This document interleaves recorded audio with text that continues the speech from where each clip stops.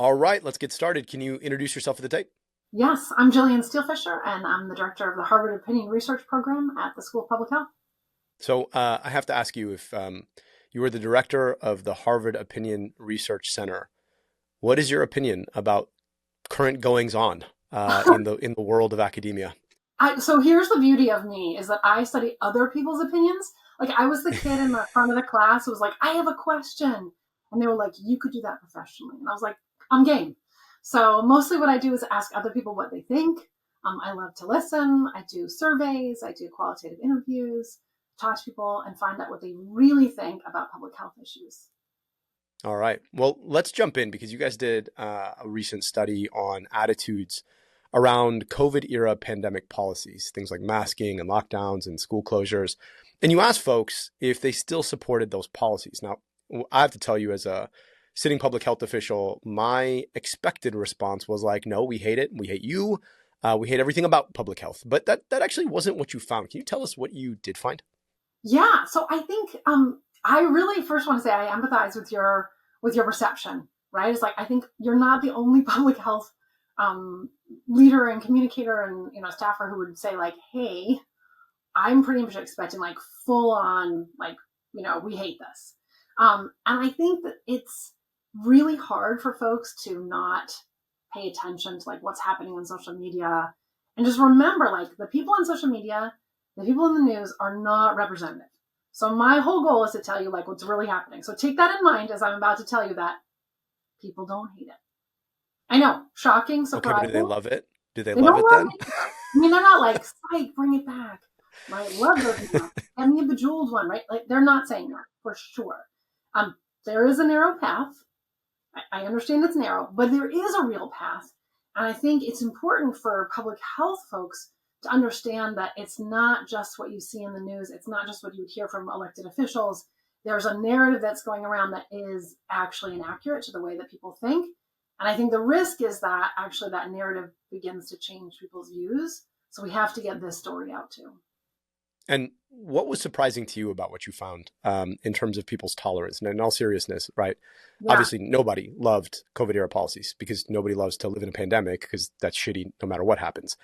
But people are much more nuanced about Yeah. what they're willing to tolerate in the setting where they know that there is an impending challenge and that we're going to have to do something about it. Um, so what did you find that was surprising to you about people's attitudes around these things? So we asked about four different kinds of policies. And we tried to ask about things that we saw happen during COVID and might be used again if the right kind of transmission was happening, right? So things like school closures, masking, vaccination of health workers, and restaurant and dining closures. So things that have impacted our daily lives and that were went on for a long time in COVID. And we tried to like ask people in a way that wasn't like, okay, if we tried to do this for 2 years, what do you think? But we also tried not to ask like, well, if we once asked you to think about a mask, what do you think? Like we tried to get like, okay, let's kind of get middle of the road. Like you're gonna have to do this for a few weeks. Like restaurants might be closed for a few weeks if or outdoor seating or indoor seating at least, if there were high transmission. Schools might be closed a couple of weeks. Um, we might have to mask in certain business settings for a couple of months, asking health workers to get vaccinated, not necessarily the general public, but just that. And so they have some teeth that's sort of in there. And I think we were still expecting a lot of pushback. And we see is actually for the policies, you get a majority support for each of them. Hmm. So it's right at the 50% mark on some, but it's also like, sort of it goes up to 2/3. And I was like, okay, there's more room than at least the media is telling me that there is.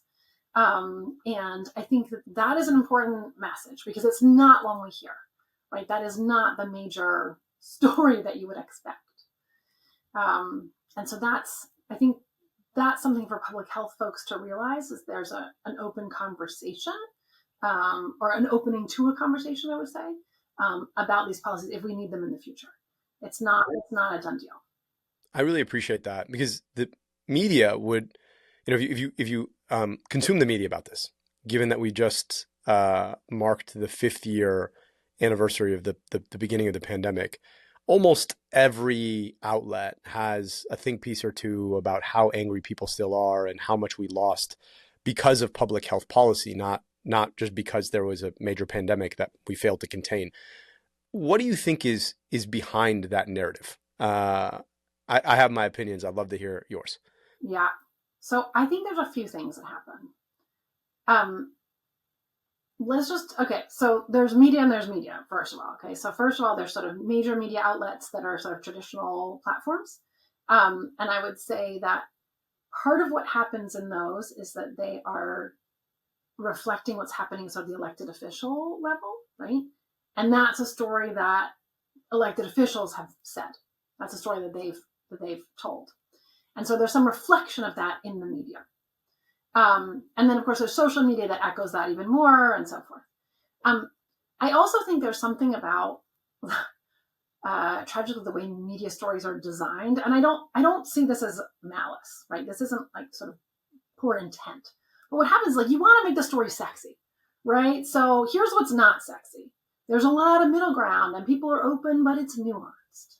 Like, wow, that is not a headline that anyone wants, right? So it's a nice frame. It's a sexier story if you have division.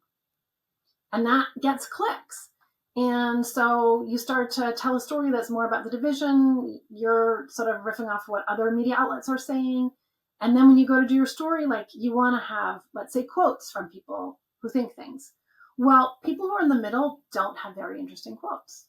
They don't say it well because they're like, I'm still thinking and I'm open, but I'm worried about this other thing. Like, it's just comes out kind of bleh, right? But the people on the extreme ends, they sound good. And so they make it into the story.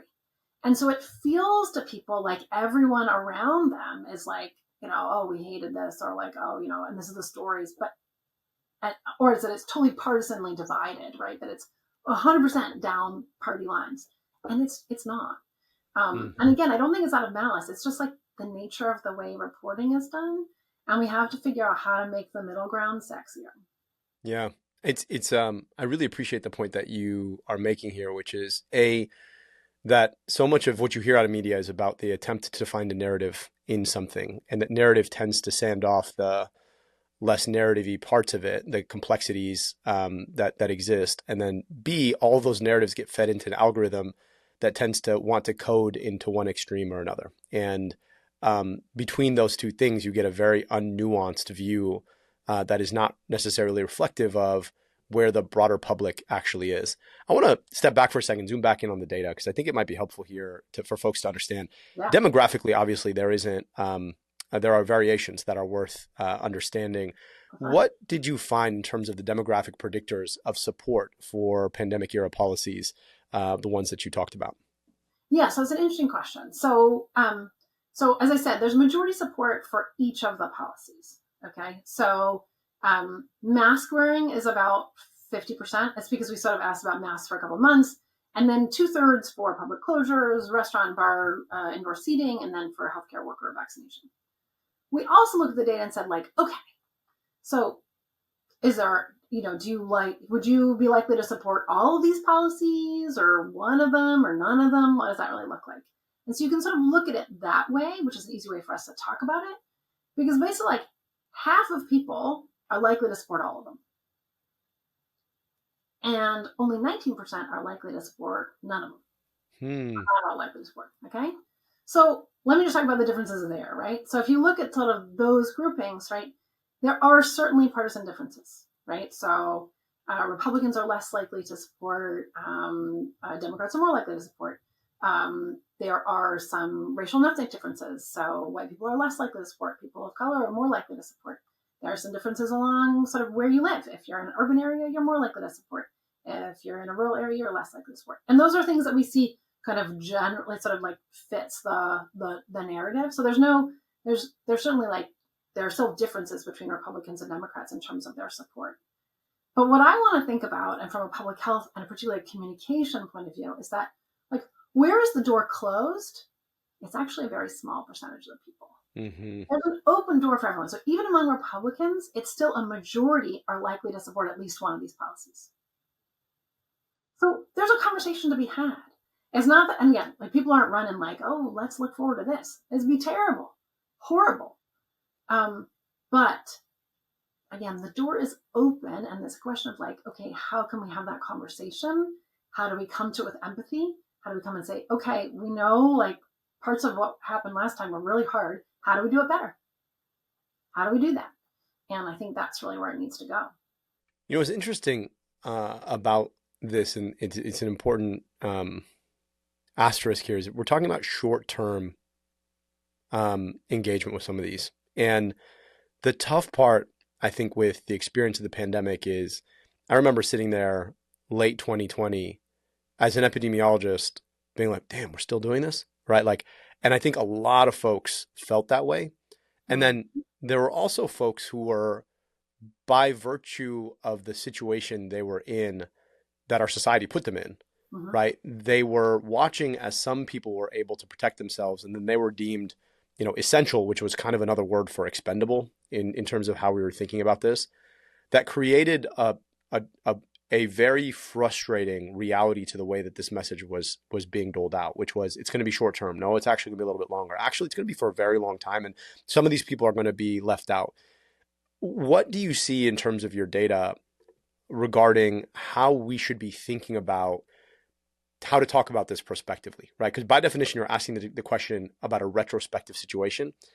And a lot of the tough part is when you're making public policy in the moment, you got to do it prospectively. You can't know when the thing is going to end, or whether or not we're going to be able to do it effectively, or what the inequities are going to end up being. So what do you recommend in terms of how we should be thinking about messaging this? Because you said there's a conversation to be had. Like, what's the nature of that conversation?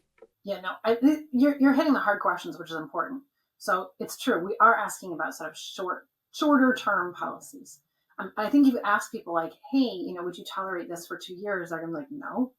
Right. And I think that's a pretty self-evident, and there's no, I don't need to spend money to do a poll to ask people about that. Right. We can know that. So these are things that are by nature challenging. I think, and I would say, one of the frustrating parts about COVID, right, was that I think there was this view before it happened that like it would be short term. Like I remember during pandemic preparedness, that was like, it'll come in 12-week cycles. Do you remember having these conversations? Or like, it'll be 12 weeks and then it'll be on and off, and we'll fly people from one part to another to support. Like, what are you talking about? Like, this is global. It hits at once. It's long. And part of the strategy, right, is to draw out the length so we don't have a huge number of people dying at once. Right. We're gonna, change the curve. And that is actually going to make it longer in some ways, right? But less devastating. We're going to not shut down all of our healthcare systems. That's the idea. But I think that, when we have the conversation, we also have to think about, as I often say, like, public health is with the public. You have to have policies that the public is actually going to engage in. And so we have to think about not only like, well, how do we talk about it, but actually, how do we develop policies? Can we think about developing policies that can be shorter term? Can we think about approaches that can talk about, intervening at the moments of highest transmission and then actually pulling back, right? Like, can we actually have those conversations? Because I don't think there's a lot of tolerance for very, very long-term approaches. I mean, I hope we're not in that situation, obviously. And so what I'm also hoping is that we increase our surveillance, we increase our effectiveness around prevention of large-scale infectious disease outbreaks by putting some of these measures in place in the short term to prevent that, right? And so that would be the ideal, really. And, are there going to be problems? Sure, that'll be challenging. But the point is, like, we need to think of what that is. And I think, and there's going to need to be balancing with what people will tolerate and what the economic impacts are, in a way that I think that conversation, there was sort of, I don't feel like there was much sort of like admission of like what was happening. Like it sort of rolled into the next thing. And I think that's really frustrating for people. And so I think if there are many lessons to be learned, but if we want to do it better, we have to acknowledge some of that up front and sort of say like, okay, this is what we're going to do for now. We're going to come back to you, but this is what we're going to do. And then really work on things like, how can we actually have shorter term processes? And some of them are, and what can we learn from here? Where do we find the longer term was effective? But there are probably places where there are more effective short-term interventions that are targeted, right? And we can do that. You know, part of the data also, we asked people about their concerns. So we said, like, okay, what do you think about these policies? And then, you know, I I preach the message of, you know, we come to people with empathy, right? And in public health, we are sometimes good at that, and sometimes we're not. Yeah. Sometimes it becomes kind of preachy in another way, which is like, you should do this, and if you don't, you're a bad person. I Yep. don't like that. I think you're absolutely right about this. And I think we're not honest about this, the notion that we're not somehow on the other side of a conversation. It's like we're all kind of doing this thing together. And it does suck not to know what's coming next and to be living under circumstances that are far from ideal, that have real other consequences to them.